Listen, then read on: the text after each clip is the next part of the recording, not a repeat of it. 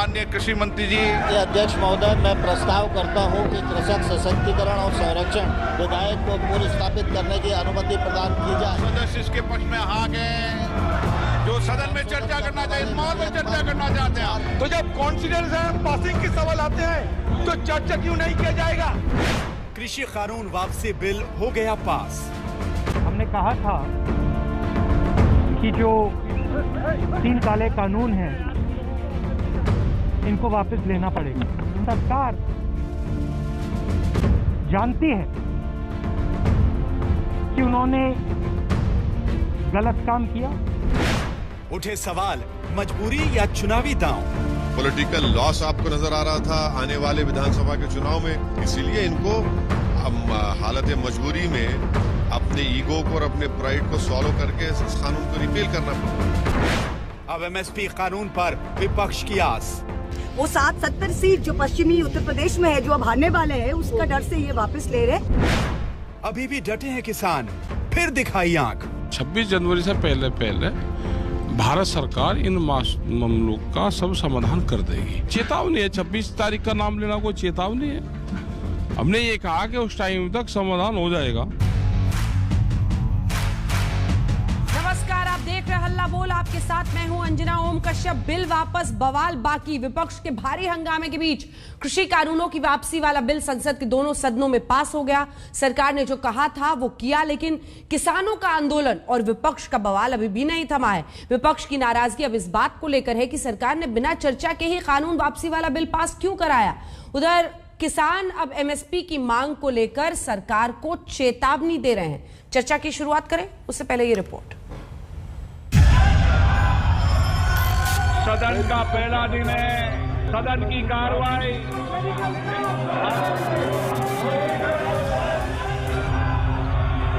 देश की जनता चाहती है सदन चले। आप जनता की अपेक्षा आकांक्षाओं को रखो, ज्वलंत मुद्दों पर रखो। मैं आपसे आग्रह कर रहा हूं, संसद की मर्यादाओं को बना रखें। और इस शोर के बीच ध्वनि मत से आया, ध्वनि मत से चला गया।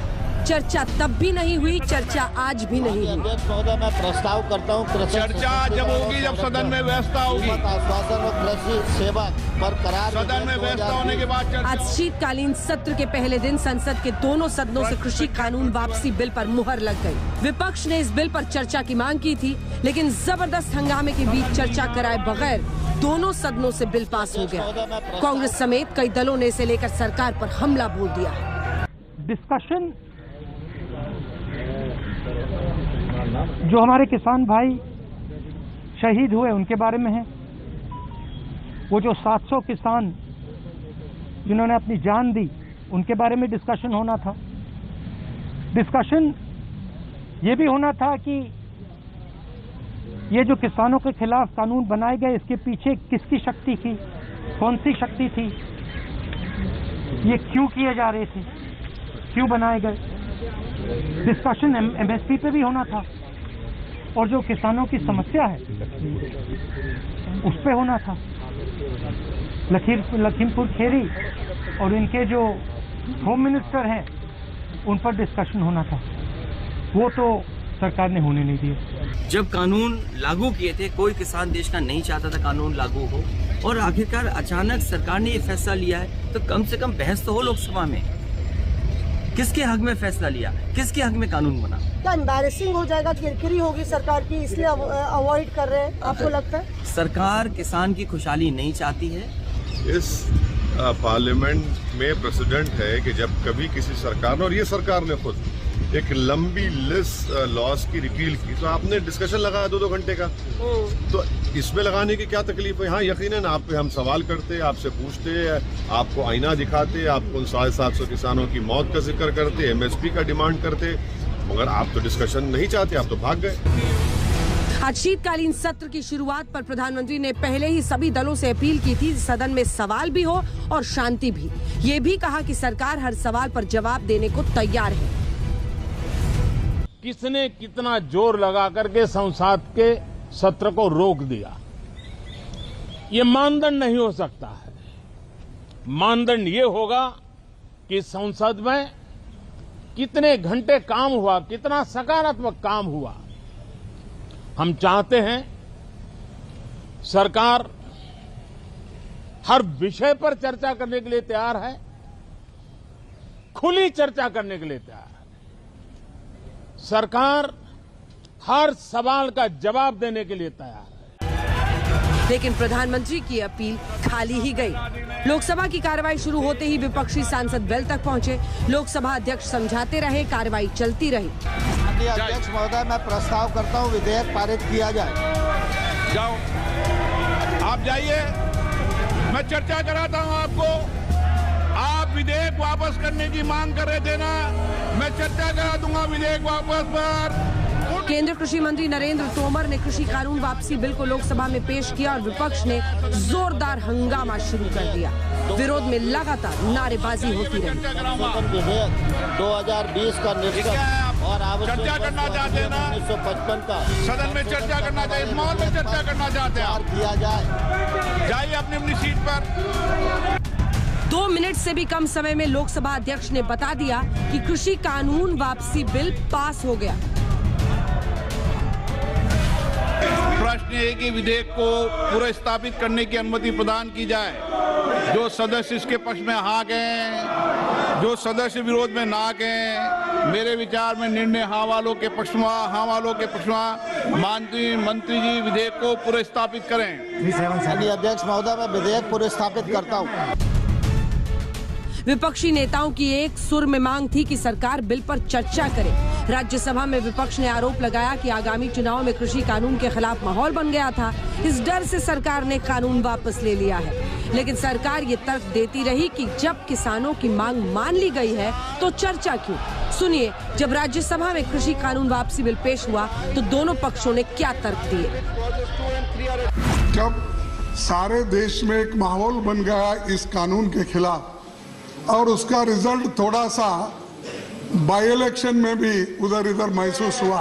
कृषि सुधार बिल आपकी बात रिकॉर्ड पे सरकार किसानों की भलाई के लिए लाई थी, लेकिन हम किसान आपकी बात ही रिकॉर्ड पे जा रही है, उनको बहुत संक्षेप में माननीय मंत्री जी रखें। यह प्रधानमंत्री जी की कथनी और करनी की एक रूपता का परिचायक है कि रिपील करने के लिए हम यहाँ आए हुए हैं। सत्ता पक्ष भी तैयार है और अपोजिशन भी मांग करता रहा है, इसलिए इस पर कोई भी विषय आगे बढ़ाने की जरूरत नहीं है, चर्चा की जरूरत नहीं है। जब रिपील हुआ है, कानून रिपील हुआ है, बहुत बार इसका चर्चा नहीं हुआ है, फिर भी हमने रिक्वेस्ट किया कि आज इसको पारित करके राज्यसभा में भेजेंगे और सरकार किसी की विषय पर बाद में चर्चा के लिए तैयार है। वो माननीय प्रधानमंत्री जी भी ने आज सुबह बोला है। 1 साल के बाद मैं अपने प्रधानमंत्री जी के भोलेपन का बड़ा कायल हूं कि वो कहते हैं कि हम किसानों को ये बिल समझाने में नाकाम रहे, और ये बात समझने में प्रधानमंत्री जी को 1 साल लग गया, और उनको समझ में तब आया जब उत्तर प्रदेश का चुनाव आ गया। सदन के अंदर तो बवाल हुआ ही, बाहर भी विपक्षी सांसदों के तेवर तल्ख दिखे।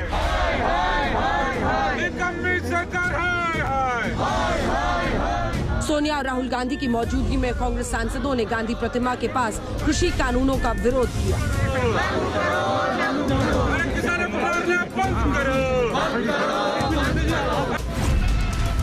टीएमसी के सांसदों ने भी कृषि कानून वापसी बिल पर चर्चा कराने की मांग को लेकर गांधी प्रतिमा के पास प्रदर्शन किया।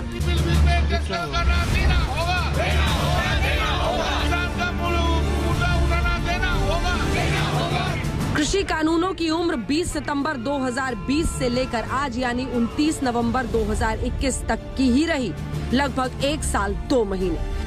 संसद में तो कृषि कानून वापसी बिल पर मुहर लग गई। अब किसानों का रुख क्या होगा, इस मुद्दे पर किसानों की बड़ी बैठक 4 नवंबर को होगी। लेकिन उससे पहले किसान नेता राकेश टिकैत ने एक बार फिर सरकार को 26 जनवरी याद दिला दिया है। कोरोना और काले कानून एक ही टाइम पे आए देश में, तो जैसे देश से कोरोना धीरे धीरे खत्म हो लग रहा है, ऐसे ही काले कानून भी खत्म हो जाएंगे। लेकिन जो बीमारी दूसरी है उनका समाधान हो गया। अच्छा, आप कल बात भी कह रहे थे कि 26 जनवरी नजदीक है, तो आप क्या चेतावनी के लहजे में? 26 जनवरी से पहले भारत सरकार इन मामलों का सब समाधान कर देगी। लेकिन आप जिस तरीके से पिछली 26 जनवरी की घटना हुई, उसमें जब भी आप 26 जनवरी का जिक्र करते हैं तो ये मैसेज जाता है कि सरकार बेशक कृषि कानूनों को वापस कर रही हो, लेकिन आप अब भी उसी तेवर में है, उसी अंदाज में, उसी चेतावनी भरे लहजे में बात करते हैं। और ये चेतावनी है क्या? वो ये तो बात करने की भाषा है गाँव वालों की। ये तो आपस में इसी बातों का तो इस्तेमाल करें। ये चेतावनी है, 26 तारीख का नाम लेना कोई चेतावनी है? हमने ये कहा कि उस टाइम तक समाधान हो जाएगा। आज बवाल सिर्फ कृषि कानूनों के मुद्दे पर खत्म नहीं हुआ। राज्यसभा से कांग्रेस, शिवसेना और टीएमसी के 12 सांसद सस्पेंड कर दिए गए। पिछले मॉनसून सत्र में बदसलूकी के मामले में ये कार्रवाई की गई। अब ये सांसद शीतकालीन सत्र में हिस्सा नहीं ले पाएंगे। इस मुद्दे पर भी विपक्ष का विरोध जारी है। आज तक ब्यूरो। करने के लिए बिल में डिस्कशन करना देना होगा।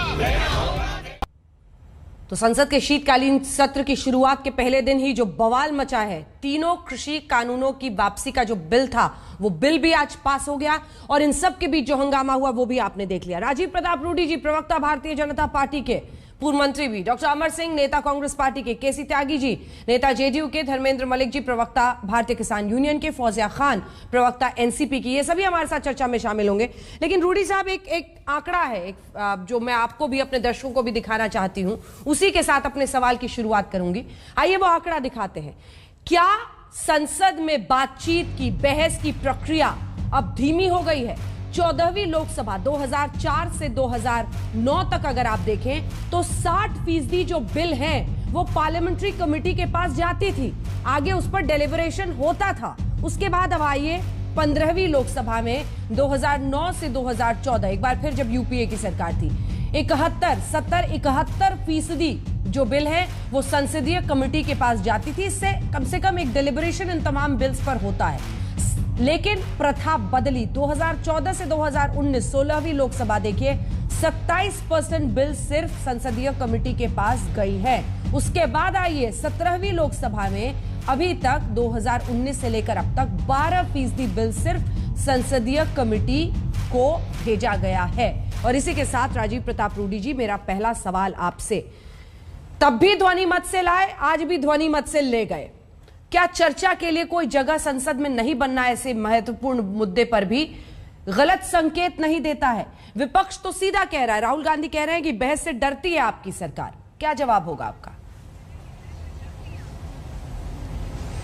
देखिए, फिर से एक बार मैं दोहराना चाहूंगा कि संसदीय प्रक्रियाओं में जब भी कोई विधेयक स्टैंडिंग कमेटी को जाता है तो पार्लियामेंट में ही प्रस्ताव उठता है, पार्लियामेंट में ही उस पर मतदान होता है।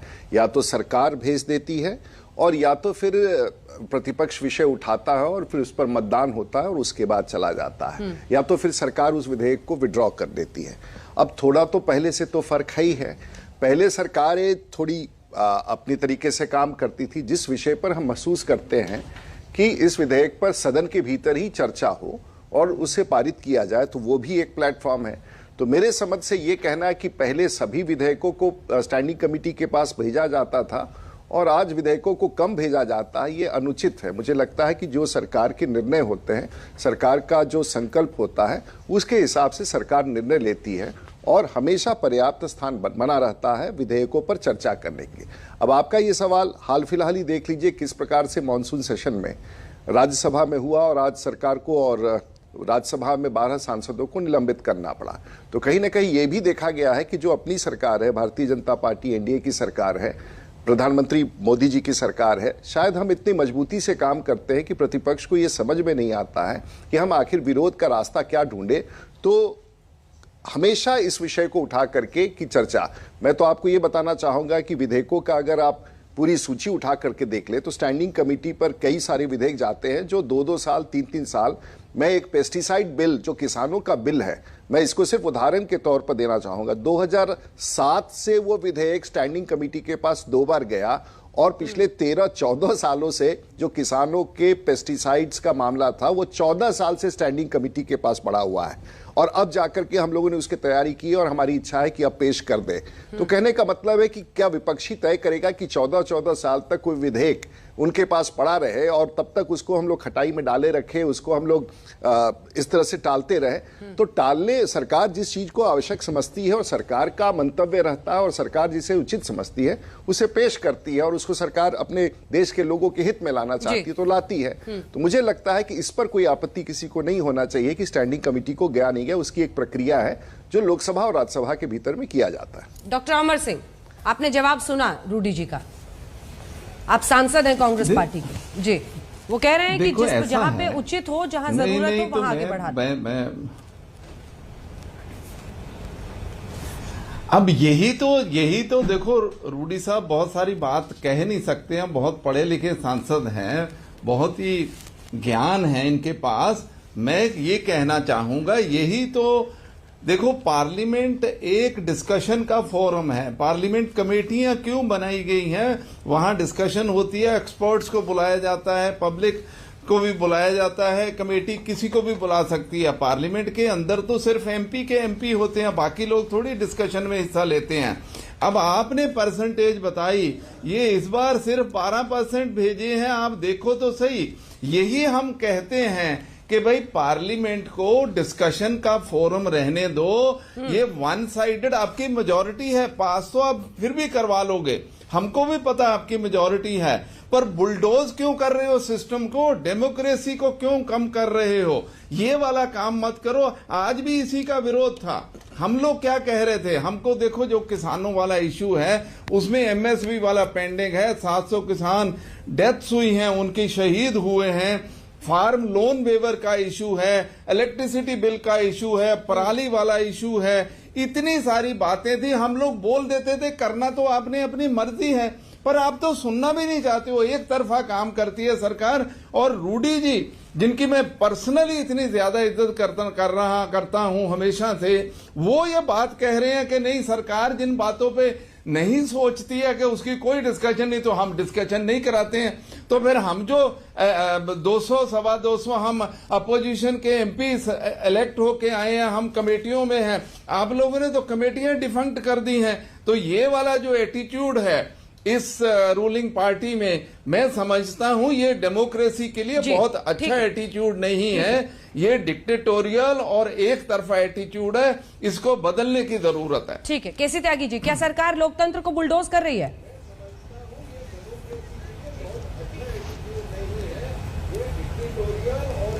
नहीं, ये आपस का एक एकेडमिक डिबेट है और मैं तो किसान वाले पर ही आपके बीच में आया था अपनी बात रखने के लिए, एमएसपी को लेकर के जी। और कांग्रेस के और बीजेपी के या एनडीए या यूपीए प्लस के विवाद में मैं नहीं पड़ना चाहता।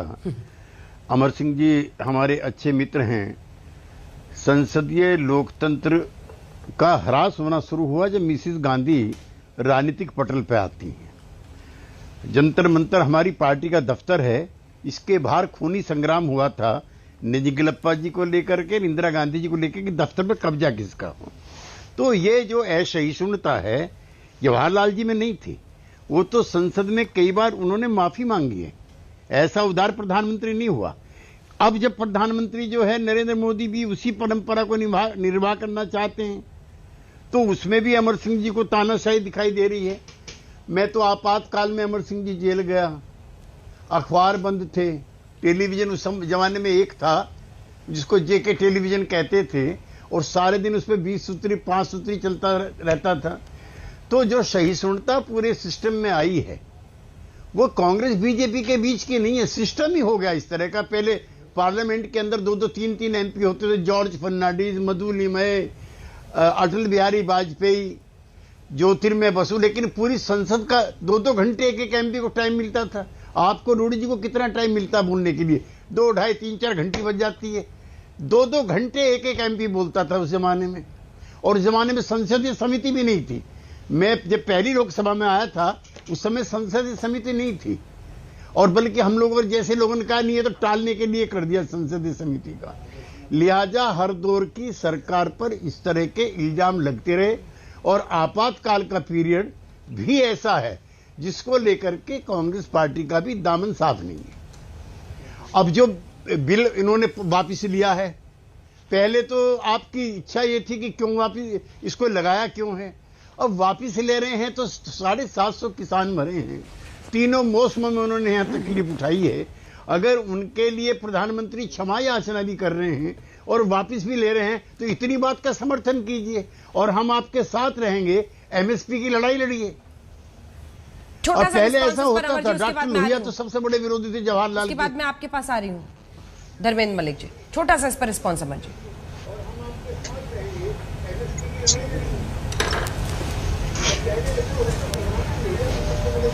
अमर जी आवाज आ रही है आपको? मिस्टर सिंह को शायद आवाज। हाँ जी आ रही है जी। जो बोला त्यागी जी ने उस पर छोटा सा एक रिस्पांस दीजिए ना। वो कह रहे हैं कि लोकतंत्र को बुलडोज करने के मामले में कांग्रेस भी पाक साफ नहीं है, लेकिन इससे बड़ी बात उन्होंने कही पीएम ने कानूनों की वापसी कर दी है। सवाल सुनिए सर, पीएम ने कानून की वापसी कर दी है, आप लोग साथ मिलिए, आगे एमएसपी की लड़ाई में वो शामिल होने को तैयार है। छोटा सा रिस्पॉन्स। मैं क्या कह रहा हूं, मैंने बीच में भी कहा था, देखो मैं वो विवाद में नहीं पड़ना चाहता हूं जो सवाल आपने शुरू किया, क्योंकि किसानों पे अगर अपन बहस रखेंगे तो किसान भाइयों के हित की बात होगी। अपन अगर दूसरे इश्यूज पे ले जाएंगे तो उनका कोई मतलब, उनको लगेगा कि ये लोग एमपी लोग हैं और बातें करते हैं। मैं इस डिस्कशन को किसानों पे रखना चाहता हूं। हम वो वापसी का बिल्कुल समर्थन करते हैं, लेकिन हम कह रहे थे कि हम उस पर कोई छोटा छोटा 2-2, 3-3 मिनट कुछ बोलना चाहते हैं, उसकी सिर्फ अनुमति दे दीजिए। हमारा कहना है कि वो अनुमति देने में क्या आपत्ति थी, उतनी भर बात थी। और स्पीकर साहब अगर एक 2 घंटे टोटल अलाउ कर देते, 10-20 सांसद 2-2, 3-3 मिनट बोल देते तो क्या नुकसान था। ऐसी भी जिद करने की डेमोक्रेसी में मेरा कहना कोई जरूरत नहीं होती है, क्योंकि किसान तो आज भी ये रिपील होने के बाद भी वो अपना एमएसपी का मुद्दा, दूसरे मुद्दे उठा ही रहे हैं ना, तो हम भी बोल देते, क्या नुकसान था उसमें। ठीक है, लौटेंगे हम इस पर जल्दी से। धर्मेंद्र मलिक जी आपका रिस्पॉन्स, उसके बाद में फौरन आपके पास आऊंगी। मैम हमारे साथ जुड़ी हुई है फौजिया खान जो कि प्रवक्ता है और सांसद भी एनसीपी की तरफ। जल्दी से मलिक साहब एक रिस्पांस आपसे। 26 जनवरी क्यों याद दिला रहे हैं रूडी जी की पार्टी को, सरकार को? नहीं 26 जनवरी नहीं, वो तो ये कहा है कि भाई बहुत लंबा समय हो गया, 26 जनवरी भी नजदीक आ रही है तो 1 साल से भी ज्यादा हो गया, तो इससे पहले मसले निपटाइए। और देखिए मैं आपको बताऊं रूबिका जी, जो हुआ है उसका सब स्वागत है, बहस हुई नहीं हुई वो एक अलग विषय है, लेकिन शुरुआत हुई है बहुत छोटी छोटी। देखिए भारतीय जनता पार्टी, मीडिया, तमाम लोग कहते हैं कि प्रधानमंत्री जी बहुत बड़े दिल के हैं, हम भी कहते हैं कि बड़े दिल वाले हैं, तो थोड़ा सा दिल और बड़ा दिखाइए ना। आप कह दीजिए एमएसपी गारंटी कानून होगा, उसके फॉर्मेशन क्या होगी, ये होता रहेगा साल भर, 6 महीना जो भी लगेगा लग जाएगा। तो थोड़ी छोटी छोटी बातें बची हुई हैं, प्रधानमंत्री जी किसी को सौंपते हैं कि किसानों से बात करके मसले निपटाइए। देखिए अब हम भी घर जाना चाहते हैं। और देखो आशंका हमारी फिर भी वही है। क्यों आशंका थी, आप ये रूडी जी ने बता दिया। इन्होंने कहा कि पेस्टिसाइड बिल किसान के लिए है, हम उसको लाना चाहते हैं। पेस्टिसाइड बिल पार्लियामेंट्री कमेटी में कांग्रेस के समय जब आया तो हमने 2 बार उसमें पेश हुए, हमने कहा कि ये तो पूरा कारपोरेट को लेकर बनाया है। तो आज भी किसानों के हित का बिल है, पेस्टिसाइड बिल हित का है या उस सेक्टर से जुड़ा हुआ है ये तो देखने के बाद पता लगेगा, लेकिन हमारे सेक्टर से जुड़ा हुआ है। तो आज भी कोई चर्चा है किसी संगठन से? बिल्कुल भी नहीं की। और फिर वही बवाल होगा, राकेश टिकैत जी के मुंह से आपने सुना होगा कि सीड बिल है, पेस्टिसाइड बिल है। हम यही तो चाहते हैं कि आप एक बार टेबल पे बैठिए, किसानों के तो मसले बहुत हैं। आंदोलन का मतलब ये नहीं है कि यही सब बातें थी, जो दूसरी बातें हैं उस पर हम कंटिन्यूटी बनी रहे, एक ऐसा फॉर्मेशन हो जाए कि आगे भी जो किसानों के मसले आते रहेंगे, कोई समय, कोई बात, कोई बातचीत करने वाला एक आदमी तय हो जाए। तो हमें तो लगता है कि यही तो एक दिक्कत है कि जो बिल आते हैं उस सेक्टर से नहीं पूछा जाता। ये तो बहुत लंबे समय से 2 बिल पड़े हुए हैं, सीड बिल और पेस्टिसाइड बिल। रूडी जी का इससे मैं जवाब लूंगी सभी के आरोपों का, लेकिन फौजिया जी के पास एक बार आते हुए उनसे पहले रिस्पांस ले लूं। चर्चा सरकार ने नहीं की है, इसको लेकर विपक्ष का गुस्सा है, लेकिन सरकार का पक्ष यह है कि यही आंदोलन था, तीनों कृषि कानूनों की वापसी की ही मांग थी, वो हमने मान ली है। फौजिया जी। जी मैं ये कहना चाहूंगी कि संसदीय लोकतंत्र में विपक्ष हो या सरकार हो, अंत में वो जनता के लिए जवाबदेही है। और अगर सरकार सवाल सुनना नहीं चाहेगी तो जवाबदेही कैसी होगी? सवाल बहुत थे। आज जो पूछने थे सवाल, वो ये पूछने थे कि वो जो 700 किसानों की मौतें हुई है उसका क्या? ये सवाल पूछना था कि जो हमारे होम मिनिस्टर है उनका बेटा जो किसानों की हत्या के आरोप में आज जेल में बंद है उसका क्या? सवाल ये पूछना था कि एमएसपी का क्या होगा? आपने जब पहले ये कानून पास किया तब भी आपने चर्चा करने से इनकार किया। नो डिवीजन, नो डिस्कशन, आपने अपने बल पर पास करने की शुरुआत की। कोई स्टेक होल्डर्स को आपने लिया नहीं। हम यही कह रहे थे कि जॉइंट सिलेक्ट कमेटी को जाने दीजिए, एक्सपर्ट से बात कीजिए, स्टेक होल्डर्स से बात कीजिए और फिर ये कानून पास कीजिए। तब भी नहीं किया गया। आज भी हम कहते रह गए कि जनता का सवाल है। विपक्ष कोई पर्सनल बात करने के लिए नहीं आता है संसद में। लेकिन इस सरकार का रुख ये है कि एक तो सवाल का जवाब देने से कतराते हैं और दूसरा बदनाम कर देते हैं। किसी ने सवाल पूछा तो वो आतंकवादी बन गया, किसी ने सवाल पूछा तो उसको जेल में डाल दिया, किसी ने सवाल पूछा तो उसकी शायद हत्या भी हो जाए। इस तरह का एक सिलेक्टिव अप्रोच सरकार के तरफ से चलता था। कुछ लोग हैं, कोई टीवी के एक्ट्रेसेस है, कुछ भी बोल दे चल जाता है। और अगर एक सांसद वेल में आ जाए प्रोटेस्ट करने के लिए कि भाई चर्चा करने दो तो उसको सस्पेंड कर दिया जाता है। ठीक है, इन तमाम सवालों का जवाब लेंगे फौजिया जी। राजीव प्रताप रूडी जी, इसके जवाब तैयार रखिएगा। आरोप सीधा आप पर लग रहा है, आपकी सरकार पर, आपकी पार्टी पर, कि आप लोग सवाल पूछने वाले को आतंकवादी कह देते हैं, हत्या तक करा देते हैं। ये सब कुछ वो कह रही हैं। लेकिन इसी के साथ जो धर्मेंद्र मलिक भी कह रहे थे कि जो स्टेक होल्डर्स हैं, जिनका बहुत कुछ निर्भर करेगा उस बिल पर, आप उनको भी शामिल नहीं करते हैं बिल को बनाने के पहले चर्चा में। एक ब्रेक के बाद हम लौट रहे हैं, देखते रहिए। बातचीत क्यों नहीं करती आपकी सरकार? राजीव प्रताप रूडी जी, आपने सबकी बातों को सुना, धर्मेंद्र मलिक जी को भी सुना है। 26 जनवरी की बात वो इसलिए कह रहे हैं क्योंकि वो कह रहे हैं कि जो अब मांगे हैं अभी तक बातचीत के लिए उनके पास भी कोई जाने को तैयार नहीं है सरकार की तरफ से। न्योता ही दे दीजिए, बातचीत क्यों नहीं? रूडी जी देखिए मैं समझता हूं कि जितनी बैठकें हुई वो बोलने फिर आ रही हूं अमर जी, जितनी बार आपका हाथ देख लिया मैंने, वो बोलने फिर आ रही हूं। जी रूडी जी। और जिन विषयों को अमर सिंह जी ने उठाया है ना, और मैं सिर्फ कुछ विषय संज्ञान में लाना चाहूंगा। और बार बार कह रहे हैं कि चलिए ये तो ठीक है, और बाकी लोगों ने भी कहा ये तो ठीक है। तो पहले जब हम लोगों ने फार्म बिल लाया तो आपको बहुत तकलीफ था, और जब हम लोगों ने उसको हटाने की बात कह दी तो आपको और तकलीफ हो गया। मुझे ये समझ में नहीं आता कि ये कौन सी राजनीति है। आप एमएसपी की बात उठा करके ला रहे हैं कि उसको बनाया जाए कानून में। अगर असाधारण रूप से देख लिया जाए तो खरीफ में और खरीफ के फसल में जो 2011 में धान की जो खरीद थी वो 1000 रुपये, आज 1940 रुपये प्रति क्विंटल। गेहूं की जो खरीद थी 1120 रुपये प्रति क्विंटल 2010 में था, वो बढ़ के 2015। आप उतना विषय को छोड़ दीजिए, आप देख लीजिए 2015-16 तक भारत में कृषि का बजट क्या था? 25,460 करोड़ रुपए, आज बढ़ के 4,68,000 करोड़। आखिर ये जा कहाँ रहा है? और सरकार निरंतर, और सरकार ने शायद इसी के लिए तो फार्म बिल का अपना फार्म बिल लाने का प्रयास किया, जो शायद आप लोग को बहुत तीखा लगा। आपको लगा कि एक बड़ी कामयाबी हो जाएगी। तो देश के प्रधानमंत्री को लगा कि ठीक है, अगर लोगों को, कुछ ऐसे लोगों को इस पर राजनीति करनी है तो छोड़ देते हैं। लेकिन अमर सिंह जी, कल देश के लोगों को, आज नहीं आने वाले पीढ़ी को बहुत आपको जवाब देना पड़ेगा, क्योंकि आप जो भी विषय रख रहे हैं वो तर्क विहीन है। आप कभी स्टैंडिंग कमेटी के पास चले जाते हैं कि स्टैंडिंग कमेटी नहीं देखती है। जब स्टैंडिंग कमेटी का तर्क आ जाता है तो आप कहते हैं कि बातचीत नहीं करती है। जब हम विधेयक लाते हैं, उसको वापस ले लेते हैं कानून को, तो आप कहते हैं आप कानून को बिना बात किए वापस ले। आखिर आप चाहते क्या है? आप किसानों को कब तक किस दिशा में लेके चलते रहेंगे? आखिर किसानों के आप हितकर हैं या अहितकर हैं? ये देश के लोग अब समझ नहीं पा रहे हैं, क्योंकि मैंने नहीं देखा कि आंदोलन का कोई स्वरूप बिहार में था, मध्य प्रदेश में था, छत्तीसगढ़ में था, कुछ स्थान पर था। तो देश के प्रधानमंत्री ने कहा कि चलिए अगर आप नहीं मानते तो हम इसको करते हैं। शायद आपके प्रदेश में था, लेकिन अगर इतना बड़ा दिल दिखा के उस व्यक्ति को आप डिक्टेटर कह देते हैं, उस व्यक्ति को आप कहते हैं कि नॉन डेमोक्रेटिक प्रोसेस है। त्यागी जी ने ठीक ही बताया कि देश में उन लोगों ने, भारत ने देखा है कि कांग्रेस के लोगों ने पहले क्या किया है। इसलिए जहां तक किसानों का सवाल है, हम उधर टिकैत साहब कहने लगे पेस्टिसाइड बिल का, तो हम तो यही कहना चाहते हैं कि जो 1993 के बाद जैसे त्यागी जी कह रहे हैं स्टैंडिंग कमेटी है, उसके पहले तो बस सदन के भीतर ही बहस होता था। सदन के भीतर बहस करने जाइए तो आप बात रखने के भी समय नहीं देते हैं, ना सरकार को देते हैं, ना बाकी सदस्यों को देते हैं। तो आखिर मंशा क्या है कांग्रेस का, मंशा क्या है विपक्ष का? मंशा पूर्णतः राजनीति है।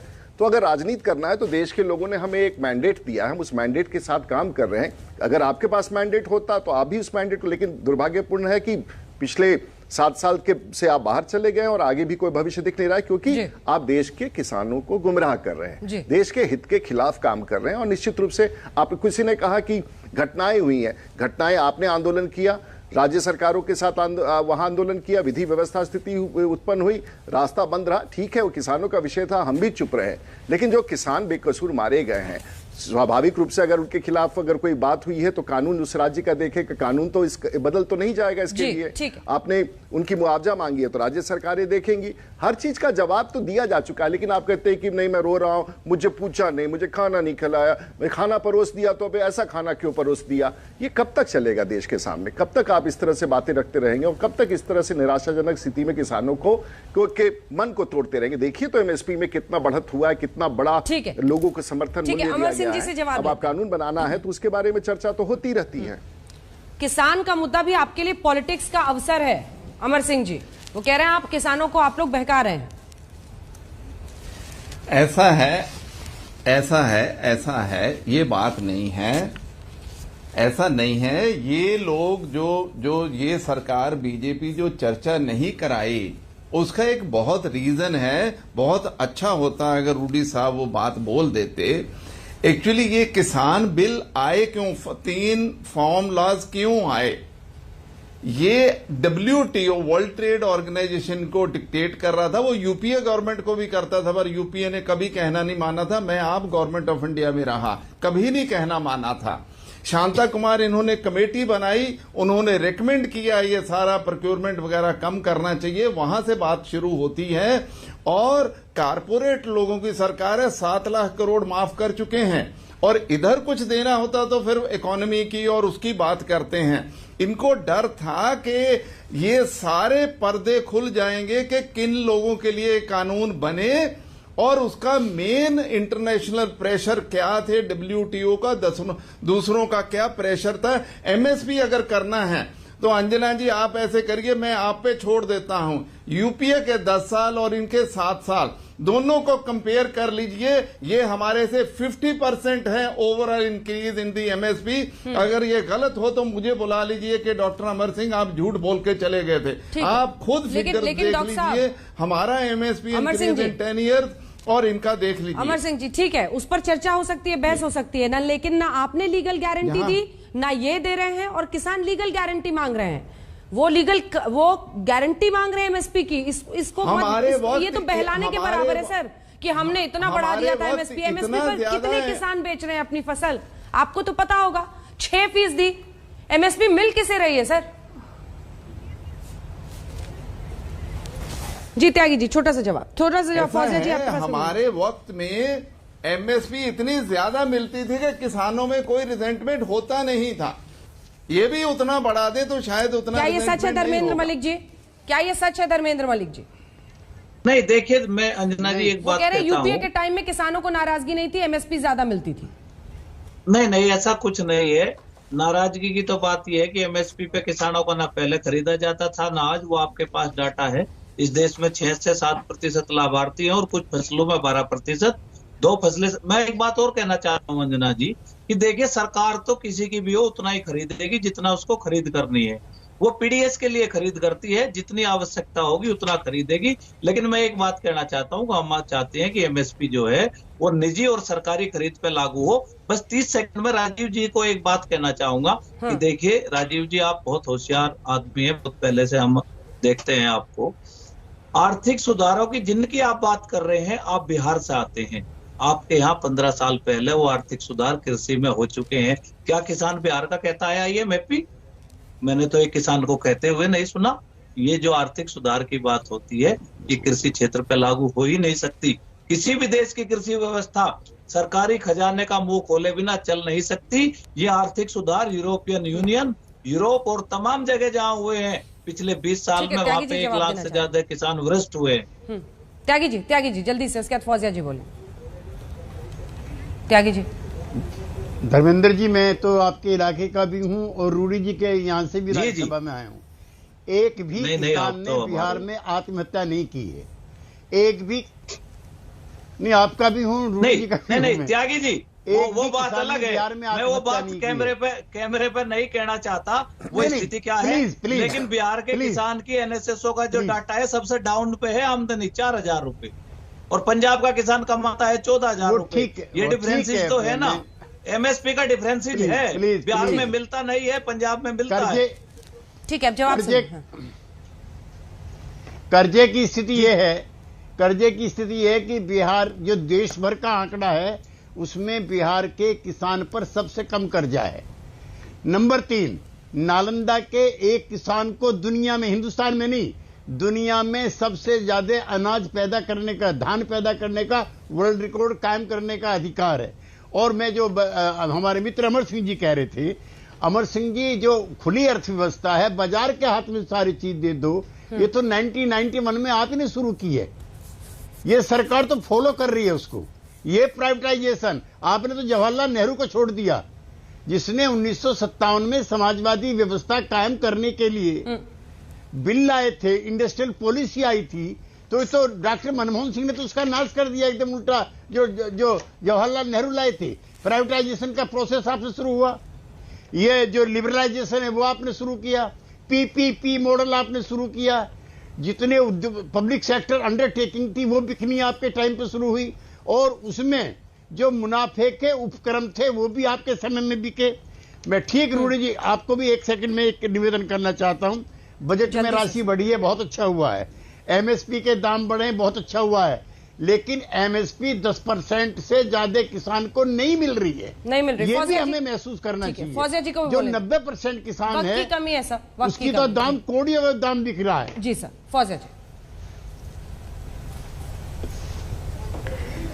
हाँ जी, मैं ये बोलना चाहूंगी कि यहाँ जो अभी चर्चा हो रही है, मुझे ऐसा लगता है किसानों को बहुत अंडर एस्टिमेट किया जा रहा है। शुरू से भी किया है, आज भी किया जा रहा है। जब ये कहा जा रहा है कि किसानों को बहकाया जा रहा है, तो क्या किसानों को अपनी सोचने की क्षमता उनमें नहीं है? क्या सारा ज्ञान, सारी अकल, सारी समझदारी ईश्वर ने एक ही तरफ दे दी है कि किसान छोटे बच्चों की तरह बहक जाएंगे? वो किसान जिन्होंने लोकतंत्र को जिंदा किया है, लोकतंत्र की जीत लाके दिखाई है, उन पर पानी डाला गया, उन पर रोड खोद दिए गए, बैरिकेड्स कर दिए गए, इंटरनेट बंद कर दिया गया, लेकिन किसान डटे रहे, सर्दी में, गर्मी में, बारिश में, डेंगू में, कोविड में, और अंत में उन्होंने ये दिखाया कि पीसफुली लोकतंत्र की जीत होती है। लेकिन आज सभागृह में क्या हो रहा है? लोकतंत्र को कमजोर करने का काम हो रहा है। लोकतंत्र को कमजोर किस तरह किया जा रहा है? पिछले सत्र में संसद के 7 मिनट में एक विधेयक पास हुआ था ऑन एन एवरेज। चर्चा ही नहीं की जा रही है। आपने अंजना जी जो आंकड़े दिए हैं स्टैंडिंग कमेटी को भेजे जाने के बिल्स के, वो खुद आंकड़े ऐसे हैं कि जो पूरी कहानी बयान करती है कि संसद के अंदर डिस्कशन ना करके हम अपनी जोर जबरदस्ती से, अगर सरकार कोई किंग तो नहीं है, बादशाह तो नहीं है। आप 2 लाइन में राजीव जी, अंत में आपका जवाब, सिर्फ 2 लाइन। नहीं, मैं ये कहना चाहता हूं, ये बात सच है कि किसानों के प्रति चिंता होती है। और 2008 का मैं स्मरण कराना चाहूंगा, जब 27 फरवरी को पूरे 50,000 किसानों ने आकर के दिल्ली का घेराव किया था। उस समय शरद पवार साहब यहां मंत्री थे। तो किसान का मुद्दा तो हमेशा बना रहता। और रागी जी के इस बात से मैं सहमत हूं कि एमएसपी नहीं मिलता है, ये तो राज्य सरकारों की जिम्मेवारी है। अलग अलग सरकारें अपने अपने ढंग से एमएसपी सुनिश्चित करें, और केंद्र की सरकार जो वक्त की कमी है, इसलिए आपको बीच में टोक रही हूँ। ये बहस अनंत है, लेकिन एमएसपी के मुद्दे पर किसान डटे हुए हैं अभी भी, और रास्ता सरकार को ही निकालना पड़ेगा। बहरहाल, संसद के शीतकालीन सत्र में आज पहले दिन जो बवाल मचा था, इसी पर आप देख रहे थे हल्ला बोल, देखते रहिए। आज कृषि कानून वापस, लेकिन हंगामा बाकी। जी हां, हंगामा जबरदस्त आज शीतकालीन सत्र के पहले दिन देश की संसद में देखा गया। हालांकि तीनों कानूनों की वापसी का बिल भी पास हो गया, लेकिन इस बीच किसान भी डटे हुए हैं अभी आंदोलन में एमएसपी की मांग को लेकर। आप देख रहे थे हल्ला बोल, देखते रहिए आज।